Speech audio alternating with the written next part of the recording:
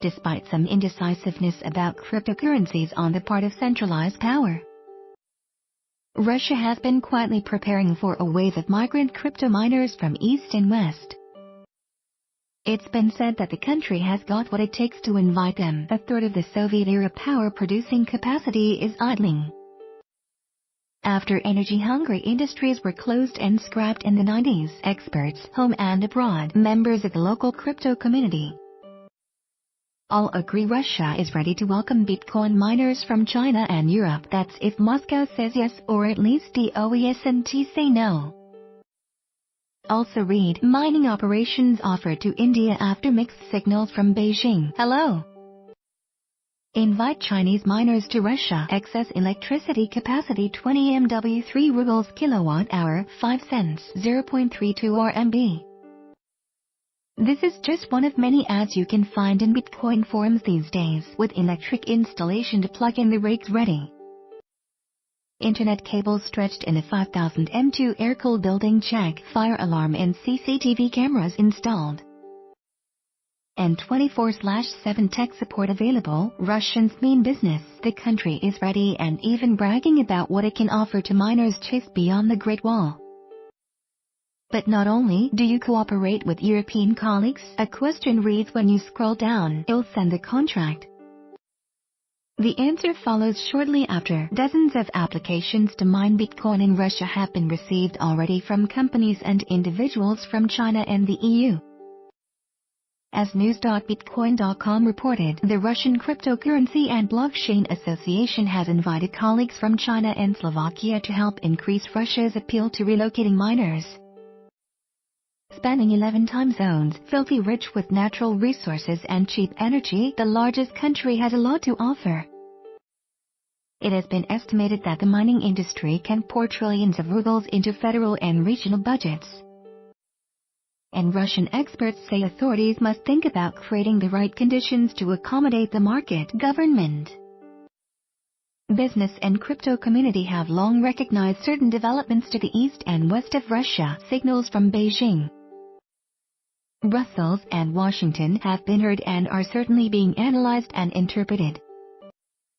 Not willing to sacrifice an inch of its sovereign democracy territory, Moscow, when it comes to cryptocurrencies, has been tempted to gain some ground vacated by rivals and competitors. Recent moves by major players in the multipolar world, as Russia likes view it, have cleared the arena for some bullish play by the bear waking up after winter hibernation.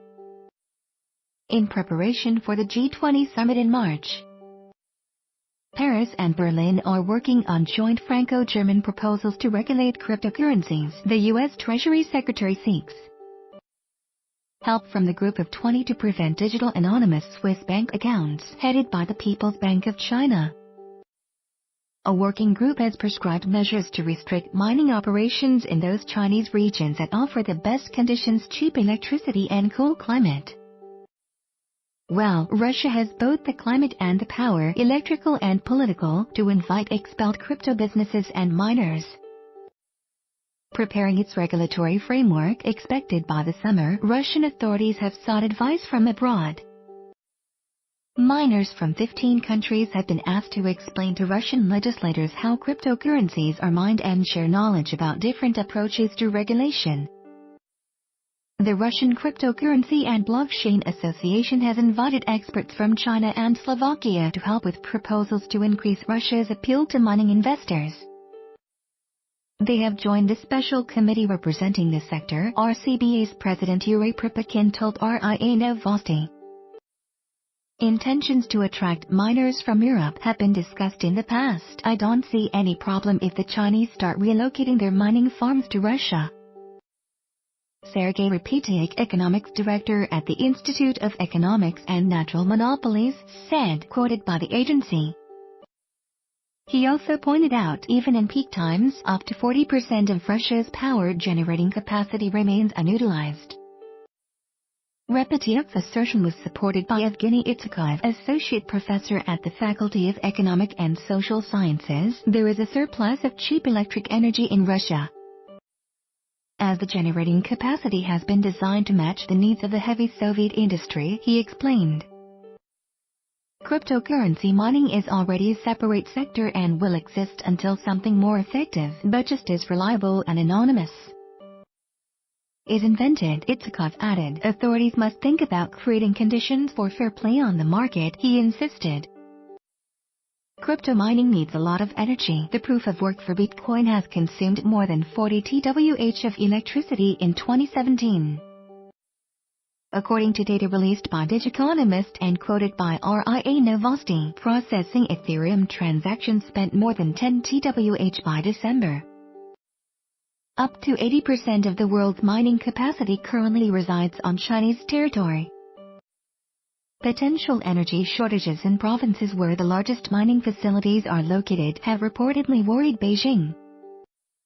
Authorities in two autonomous regions, Inner Mongolia and the Xinjiang Uyghur, and two provinces, Sichuan and Yunnan, have received recommendations from the capital to restrict electricity supplies to the miners.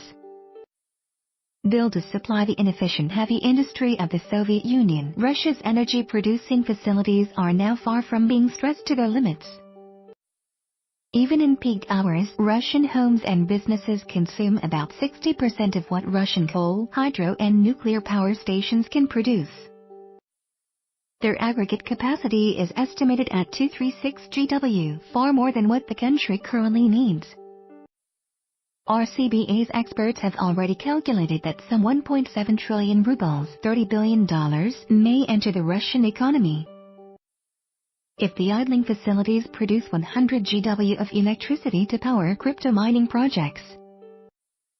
Chinese miners should be excited by the fact that a lot of this surplus is concentrated in Russia's Far East. President Putin's representative there, Yuri Trutnov, has already proposed using the excess power to mine cryptocurrencies. Reserves in the Russian one-third of Europe and the Ural Federal District have also been reported. There are indications that a migration period has already started in Asia. Cool climate and cheap energy will be important factors for relocating miners. Russia and other countries in Eastern Europe, along with Canada and Iceland, have received media attention as mining destinations. Some of those countries are already competing to attract Chinese miners. Regions, like Quebec, have announced readiness to welcome mining immigrants, promising low electricity rates and positive attitude. Russia could be joining the race if intentions, like those of Moscow regional authorities, win support from the federal government. A heated but intense debate in Moscow has exposed some institutional fault lines. The Ministry of Finance supports legalizing crypto derivatives trade but is lukewarm towards the crypto ruble idea. The central bank has been pushing for a national digital currency but is reluctant to allow trading of coin-based financial instruments on traditional exchanges. And the Kremlin is unlikely to reveal its true intentions before the presidential elections in March take place. Russia, though, may like the idea of hosting crypto mining because it does not necessarily imply adoption of cryptocurrencies. It just looks like a safe way to say yes to Bitcoin and the rest without actually uttering anything. Do you think that Russia will welcome Chinese miners and offer them incentives to invest? Tell us in the comments section below. Images courtesy of Shutterstock and Digiconomist. Express yourself. Relate Bitcoin comms user forums. We don't censor on political grounds. Check forum.bitcoin.com.